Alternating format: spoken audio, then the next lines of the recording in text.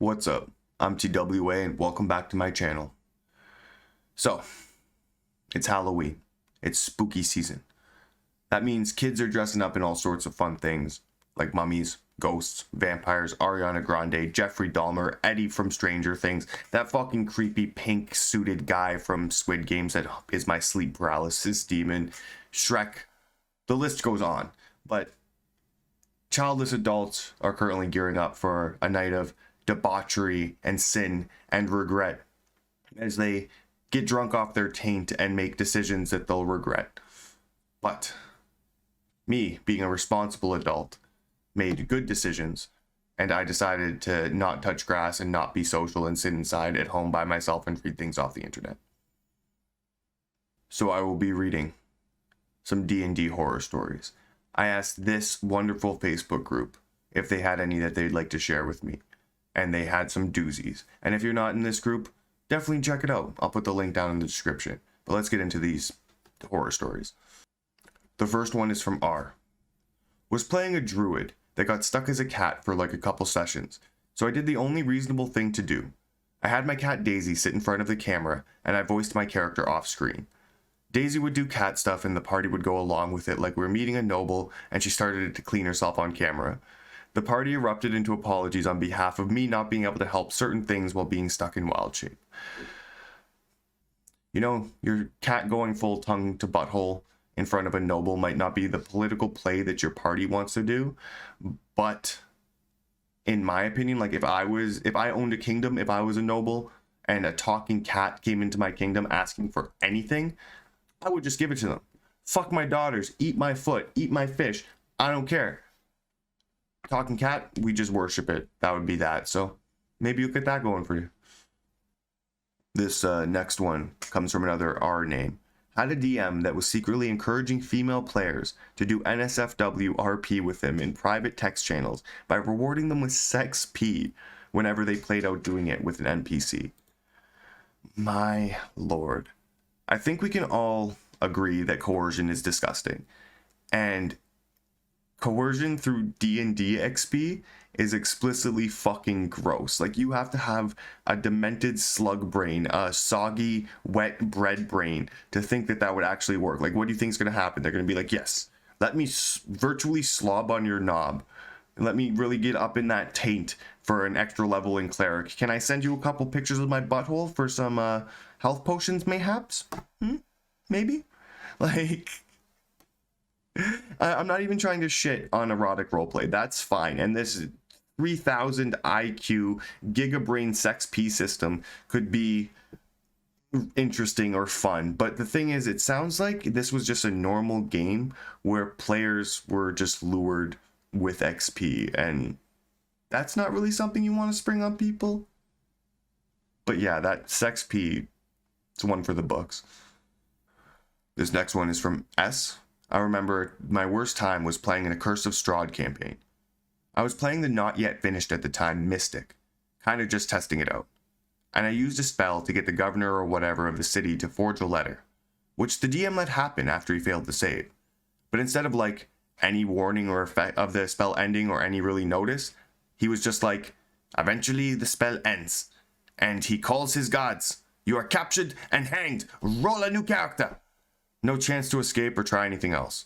Was a terrible experience. A little worse than the time the DM was like, you didn't realize your invisibility was over, so you were attacked. Yeah. See, players feel ripped off when they're not aware of the stakes. Like, I'm not sure if this was an actual thing or if your DM just fucking hated the Mystic and flipped the table and was like, no, rocks fall, you die, roll a new character. I hate Mystics. I'm not playing with it. Fuck that shit. Maybe that happened. But also DMs kind of sometimes make the mistake that they don't give you the information. That they'll do something like you'll be walking down the road that you've been walking down a million times and you didn't roll a perception check, so you fall in a hole and you fall 12,000 feet into the core of the earth and you burn to death. Not even from fall damage, from fire damage because you fell into the core of the fucking planet. There's shit like that and players will feel ripped off. So if you give up the players a chance to roll something like, okay, this is really, really hard, and if you want to try to do it, you can, but if you fail, you die. and they roll and they fail and they die, then they, that's on them, and I don't think there'll be any hard feelings. But yeah, I feel like this story, the DM just hates the mystic. The next one is from Jay. Bob. It would have to be Bob. It started off a one-off throwaway campaign. I had the players roll 3d6 in order and then build a character off that. Wow. Bob got an 18 strength and a 3 int. Oof. So obviously the player made him a half-orc barbarian. At one point he thought he was a rogue, so he, quote, hid himself by pulling up a tree and hiding behind it like fucking Shaq. That didn't quite work out. Another time he tried to use hay bales as a disguise and tried sneaking past 2 guards. He was going to pull them so the team could ambush them. He rolled a nat 20, and I let the guards say, "Did you see that half-orc wearing hay?" "Nope, me neither." Now he was inside, and the rest of the party was all like, "Now how the fuck do we get in?" The real horror story here is 3d6 in order. That is like shaving your nutsack with a straight edge. Like, it could go super, super smooth, or it could go really, really bad. And I just think that that's a ballsy way to play. But it sounds like it was fun. 3 int is really, really, really dumb, though. Hold on, I'm gonna check, like, 3 int creature.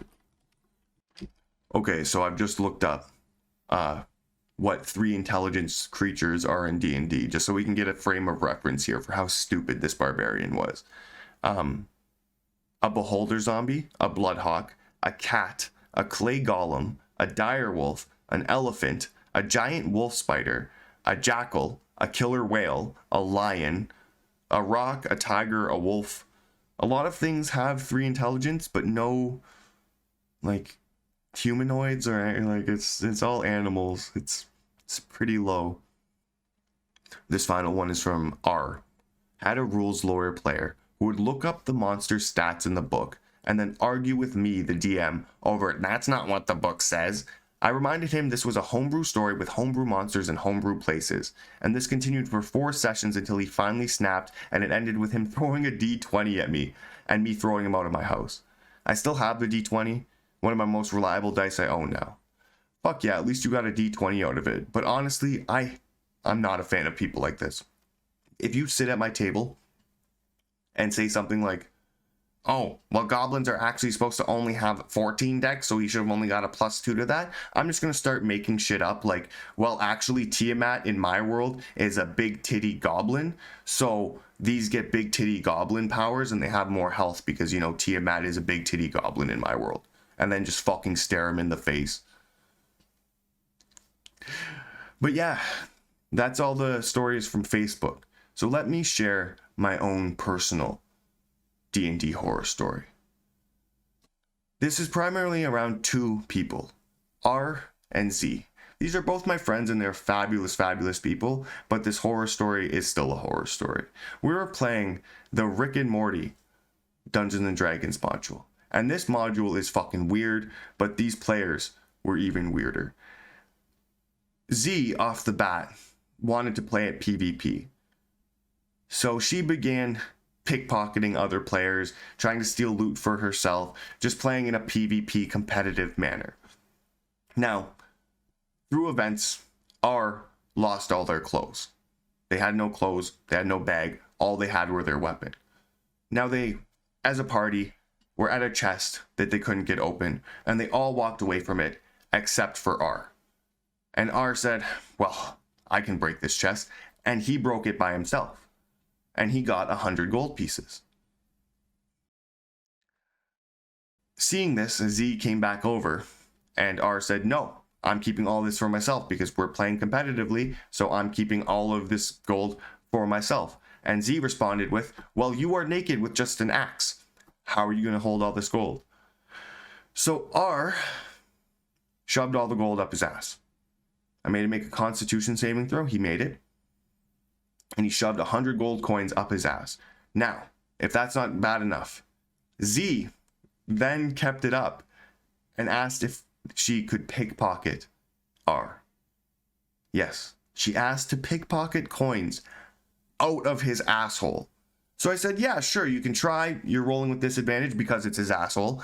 And she rolled and she failed, and she got caught trying to steal coins out of his asshole. I recommend playing the Rick and Morty campaign. I've played through it like 3 or 4 times with different groups, and it's been wacky and fucking a lot of fun each time. Highly recommended. But yeah, that's my D&D horror story, and I just wanted to share some of that for Halloween. I appreciate everybody watching. Happy Halloween. Peace.